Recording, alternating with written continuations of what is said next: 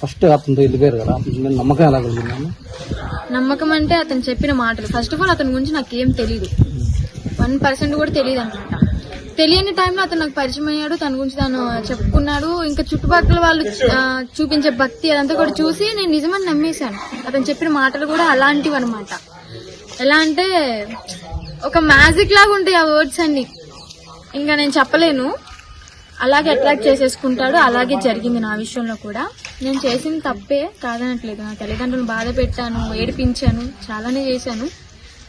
కానీ ఇప్పుడు నేను రియలైజ్ అయ్యాను, పూర్తిగా నా పేరెంట్స్తోనే ఉండాలి అనుకుంటున్నాను. ఆ అల్లూరి శ్రీనివాస్ ఎవరు అనేది కూడా నాకు తెలీదు. తెలీదు అంటే తనకిలా నేను అనట్లేదు. ఇప్పటి నుంచి పాస్ట్ ఈజ్ ద పాస్ట్. ఇంకా తన ప్రెసెంట్ ఎవరు తను అనేది మాత్రం నాకు తెలియదు. అతని మీద నమ్మకం ఎలా పోయింది? నమ్మకం ఎలా పోయిందని, నేను ట్రస్ట్ లో ఉన్నప్పుడు లాయర్స్ వచ్చి మాట్లాడుతూ ఉంటారు, కేస్ పేపర్స్ అవన్నీ చూపిస్తారు. అలాగే నేను చూశాను కొంతమంది చెప్పిన మాటలు, 3 పెళ్లిళ్ళు అయినాయి అని చెప్పని, అది కూడా నిజమే. బయట వాళ్ళ దగ్గర డబ్బులు తీసుకుంటున్నాడు, అలాంటివన్నీ నిజాలు విన్నాను. కాబట్టి కొన్ని రేప్ కేసు కూడా ఏదో ఉంది అని చెప్పని తెలిసింది ఈ మధ్య. సో అవన్నీ విన్న తర్వాత నేను గుడ్డి దానిలాగా నమ్మేసుకుంటూ వెళ్ళిపోయాను అని చెప్పని రియలైజ్ అయ్యాను. అలాగా నమ్మకం అనేది పోయింది. అసలు ఎందుకురా ఇంత పెద్ద తప్పు చేశాను అని అయితే నాకు అనిపించింది అది విన్నాక. ఒక 5 to 6 months రిహాబిలిటేషన్ సెంటర్ లో గడిపారండి. అక్కడ లైఫ్ ఎలా ఉంది, ఏ విధంగా? వాళ్ళైతే మంచిగా ట్రీట్ చేశారండి. ఎప్పటికప్పుడు పేరెంట్స్ విలువ చెప్తూ వచ్చారు. కానీ ఇలాగమ్మా ఇలాగా అని, అంటే ఇది చేస్తే నీకు మంచి జరుగుతుంది, ఇలా నువ్వు పేరెంట్స్ తో ఉంటే నీకు మంచి ఫ్యూచర్ ఉంటది, ఇలా ఎందుకు చేసావు అని చెప్పని మంచి అయితే చెప్పాను. నన్ను మంచిగా చూసుకున్నాను కూడా.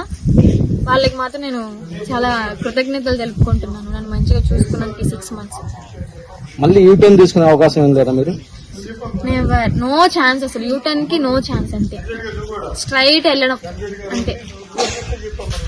శ్రీనివాస్ కి ఏం చెప్పాలనుకుంటున్నారు? ఒకటైతే చెప్పాలి, ఒకటే వార్నింగ్ ఇస్తాను.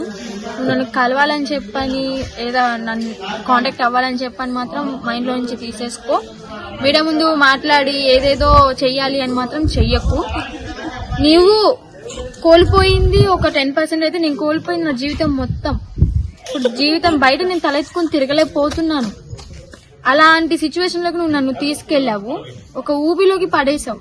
ఇప్పుడు నా ఊబిలో నుంచి బయటికి రావడానికి ట్రై చేసిన, ఎందుకంటే తెలివి అనేది వచ్చింది నాకు. ఇప్పుడు నువ్వు ఎలాంటివి, ఏం చేసావు, ఎలాంటి మాటలు చెప్పావు అని తెలుసుకున్నాను. కాబట్టి ఆ ఊబిలో నుంచి ఏంటి మెల్లగా రోపెక్కి రావాలని టైం పడుతుంది కదా. అలాగే నీకు కూడా చెప్తున్నాను, ఇంకొకసారి నా గురించి ఏ మీడియాలో అయినా సరే మాట్లాడినా నీకు మంచిగా ఉండదు.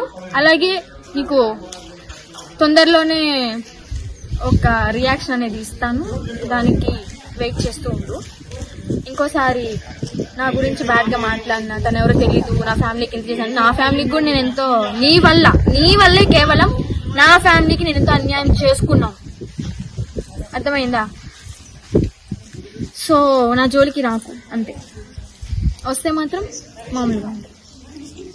అతను మాటలతో మెస్మరైజ్ చేస్తారన్నారు కదా, మళ్ళీ వచ్చి మెస్మరైజ్ చేస్తే అంటే నా దగ్గరికి రావాలి కదా. ఫస్ట్ ఆఫ్ ఆల్ వచ్చేందుకు ధైర్యం కూడా లేదనుకోండి. వచ్చినప్పుడు చెప్తాను. అలాగా మ్యాజిక్ మళ్ళీ మెల్ట్ అయిపోతానా, లేదంటే భద్రకాయలాగా మారిపోతానా అనేది తెలుస్తుంది. నెక్స్ట్ మీ భవిష్యత్తు ప్రణాళిక? అండి, స్టడీ అయితే కంప్లీట్ చేయాలి అనుకుంటున్నాను. స్టడీ కంప్లీట్ చేసి ఏదైనా జాబ్, లేదంటే ఏమైనా ఛాన్సెస్ వస్తే మూవీ వైపు వెళ్ళడం, అలా ట్రై చేస్తున్నాను. మీరేమన్నా సమాజానికి కానీ యువతకు కానీ ఏమన్నా సందేశం ఫస్ట్ అమ్మాయిలకైతే చెప్తాను, ఖచ్చితంగా ఎవరిని నమ్మకండి, దొంగ బాబాలను అసలే నమ్మకండి. చక్కగా మీకు వెళ్ళాలి అంత దైవభక్తి ఉంది అంటే ఏదైనా టెంపుల్ దగ్గరికి వెళ్ళండి, మంచిగా పూజ చేసుకోండి, కొబ్బరికాయలు కొట్టాలంటే కొట్టండి, పూలమాలలు వేయాలంటే వెయ్యండి. అంతేగాని ఎవరో దగ్గరికి వెళ్ళి ఇది చేస్తారు అది చేస్తారంట అని చెప్పని మాత్రం మోక్షాలు ఇస్తున్నాడు అది అవన్నీ ఫేక్ అండి. 100లో ఒక 10 మంది ఉంటారేమో, 90 మంది దొంగనా కొడుకులే ఉన్నారు నిజం చెప్పాలి అంటే. సో జాగ్రత్తగా ఉండండి, తల్లిదండ్రుల మాట వినండి. నాలాగా అయితే అసలు మీరు లైఫ్ అనేది స్పాయిల్ చేసుకోవద్దు, మీ ఫ్యూచర్ అనేది. ఇప్పుడు నేను కూడా నా కంబ్యాక్ ఇవ్వడానికి, నా ఫ్యూచర్ అనేది మంచి బాటలోకి వెళ్ళడానికి నేను ట్రై చేస్తున్నాను.